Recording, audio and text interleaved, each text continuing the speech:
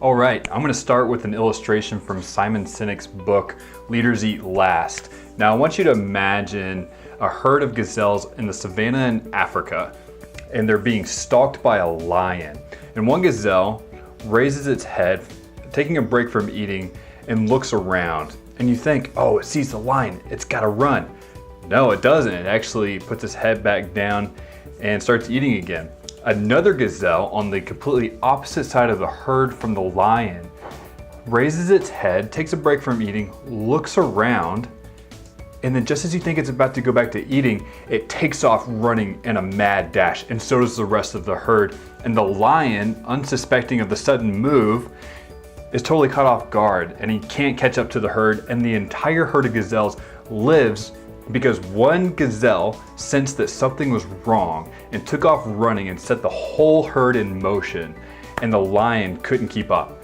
Now, that's a fascinating story, and it's really interesting because this sense that it had was kind of a lot like stress, like what we as humans experience when we sense that something isn't quite right.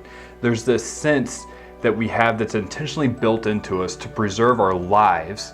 And it's this kind of thing that can actually affect our gut. So again, not all stress is bad. There is some bad stress, and that's what we're going to target today. So I'm going to frame good stress and bad stress in two different ways, and I'm going to do it 2 times for each one. So sit down, get ready, put on your seatbelt, and let's talk about stress and how it affects our bodies. Bad stress. Bad stress is what happens when we freak out or we get anxious about circumstances that we can't control. A really good example is a missed flight. So let's say you're at the airport and you're trying to catch a flight and you've got a wedding that you're trying to get to and you don't have any spare time. You've got to land, you've got to get in your rental car, and you're going to be at the wedding just in time. Well, a storm blows through and your flight gets totally canceled, and there's no way on earth you can even drive to your destination in time. This is an example of when bad stress can kick in. You can get incredibly worked up, and obviously there's a difference between being sad and being stressed out.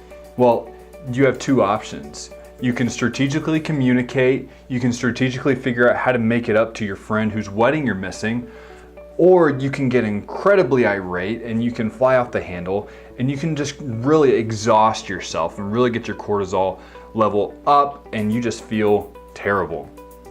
An example of a good stress would be a deadline.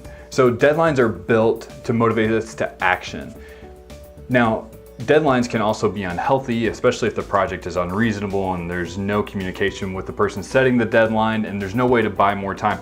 But in an ivory tower sense, a deadline is a great example of something that instores in us good stress.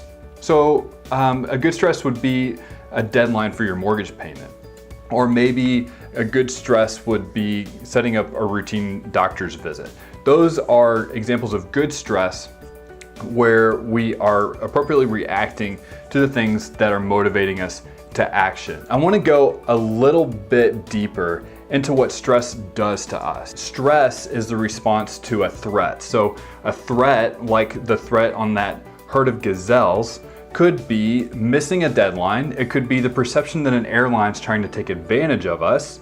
It could be the sense that we're about to be physically harmed, or maybe there's a relational tension because you don't feel valued. Dr. Josh Axe describes what happens when we are stressed and 2 hormones get released into our bloodstream, adrenaline and cortisol. Here's the quote: "Adrenaline and cortisol flow through the body.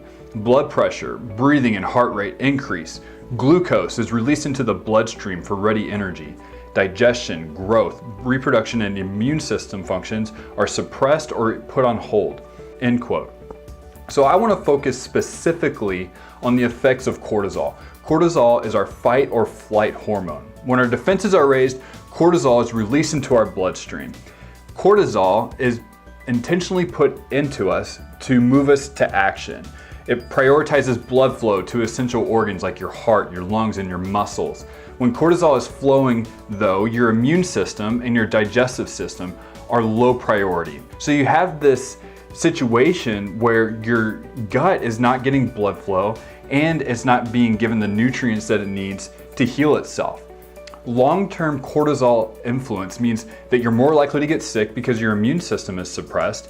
You're gonna have gut issues. Constipation is common with long-term exposure to cortisol. High acidity levels are also common. What happens is your probiotic lining is not given the nutrients that it needs, so it begins to deteriorate. And you've probably heard of extreme cases where people get ulcers because they're so stressed out. Well, that is what happens in the end game, is you get an ulcer, and ulcers can ultimately become life-threatening. Now, our goal is to prevent our guts from even getting to that point or to healing. Maybe you're at that point. But if you can reduce the cortisol levels in your body, your gut's gonna get better blood flow, your immune system is not gonna be suppressed, and you're gonna begin to experience healing. Now, it might seem weird that I bring up cortisol as a topic that relates to gut health. You often hear about it in terms of cardiovascular type things, but it's also playing a huge role in the health of your gut. Again, cortisol was intended to prompt us to action. Not all stress is bad. If we never experienced stress, we would never be moved to achieve something or to change our circumstances. For instance, our ancestors, if there was a food shortage, they would farm, or they would irrigate, or they would go hunting, or they would move somewhere where there was more plentiful food. Eventually, the situation would be resolved with either distance or specific action, and that would totally eliminate the threats, and the cortisol levels would come down. And that is how it's supposed to work with cortisol. But in our culture, in our society, we are constantly under demand. Usually bad stress originates because we're in situations that keep our defenses on the alert. For instance, you walk into a room or a meeting at work and you can sense the tension, like a time bomb is seriously about to go off. We can sense it at family gatherings over the holidays. Or maybe there's just that constant tension at work because the culture prioritizes the wrong things. Or maybe you haven't had a performance review in 3 years, so you don't know where you stand with the bosses. Maybe it's an ongoing situation with a close friend or family member and you're just constantly on the outs with each other. Or maybe it's the constant and consistent tidal wave of negativity on social media, or it's the alarm and the dramatic spin in the headlines and the news. You know your situation's best, but usually there's some kind of healthy boundary that you can set up that can be added so that you no longer feel threatened. So here's some actions that you could begin to take to relieve this bad stress that maybe you're experiencing. Be willing to set up healthy boundaries in relationships. There are probably coworkers and family members that you can't get away from, but there are ways to set up boundaries so that you don't feel constantly threatened. For some people, that means starting to look for a new job. For other people, it might mean asking for a performance review. Or maybe it's just better not to have interactions, or maybe just having limited interactions until a certain family member can get into a better overall state of health. If you feel like you really have no idea what a healthy boundary could look like, ask some people who are close to you, because they probably see angles on the situation that you don't. Sometimes we get stressed out by people we hardly know because you're constantly running into them and they do little things that just bother you, or maybe they say things that you just think are not right. What I've found in those situations, if I can get to know that person as a person, it will help me to appreciate them as a person instead of just somebody who does and says things that annoy me. That can really reduce stress.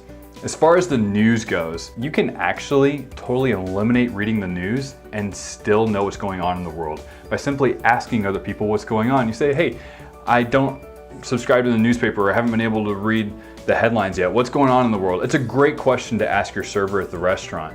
These are ways that you can get to know complete strangers and build relationships, which is also a good way to reduce stress, and find out what's going on in the world. Social media is something that can really make you feel inadequate, marginalized, or threatened.